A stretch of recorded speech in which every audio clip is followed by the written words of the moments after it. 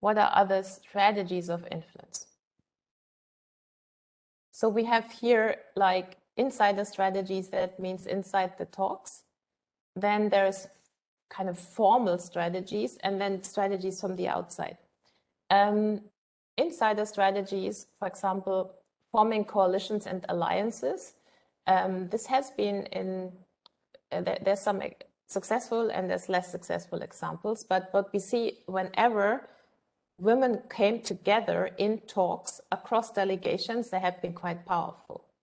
For example, in Nepal, during the constitution negotiations, there was a citizen law passed that would have been very negative for children's rights, actually. And all the female delegates came together and decided we want to vote in one block across parties against this law. And they were actually called back by the party leaders at a later stage to not vote. So to vote basically in favor of the law that was basically bad for them. And you could see with this example that the party loyalty was bigger than the cause for them.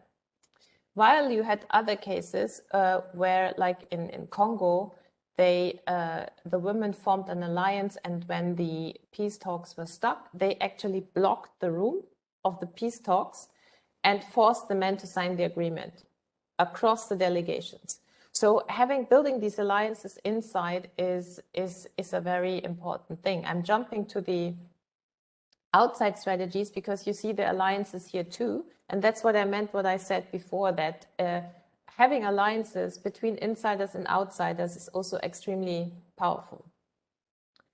Yeah, the other one is, let me pick some out here. Creating new inclusion spaces. I think that is something also interesting, to give more spaces. So for example, we have just discussed in another country actually this morning, in a country where the government is starting a national dialogue process. And everybody's concerned that this national dialogue process might be co-opted by the government. And so far, it looks like also the commission steering the dialogue is not very inclusive. There were only, on a list of 40 candidates for this commission, there were only 2 women. So that's really bad. And but then we said, like, okay, if that really goes wrong, you can still create other inclusion spaces. You can create and push at the same time for inclusive outcomes. For example, you can create a gender commission, you can create an overall inclusion commission that looks into a fair representation of all sorts of inclusion topics, including gender, across the delegations. So it's always like when you lose one battle, you go to the next. So you have to have always different strategies. And of course, at the end of the day, the process is one thing. But even if the process would be extremely exclusive, if the outcomes would be inclusive, that will do the job. So you can have a very exclusive negotiation, but they might have clauses for more inclusive outcomes and more inclusive follow-up mechanisms. Like the Yemeni peace talks that were mediated by the Gulf countries were super exclusive.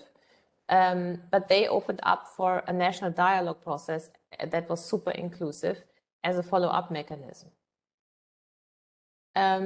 Working with the media, I picked this out, can also, especially in our times of social media and quick turnaround, can also be quite a good strategy. It's of course also a very tricky strategy, because social media are very sort of, I mean, especially authoritarian regimes, they have their own bloggers, as you know.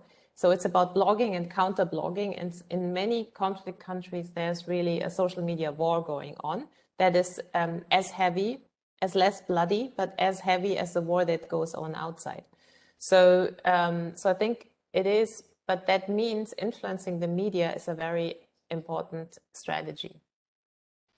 What are these factors enabling and restraining women participation and influence? I start with the context on the right side. I think the main factor that restricts anything to move, and also women inclusion, is certainly the resistance of key elites. And that's why also key elites are often the target of advocacy. Interestingly, what I see in peace processes, it is the target of most advocacy is the international community and not the actors in country. I find this very interesting because there's often this belief system, the internationals will do the job for us. Internationals can support and are often supportive, but that's only one side of the coin. So doing advocacy vis-a-vis your own elites is one of the most important factors.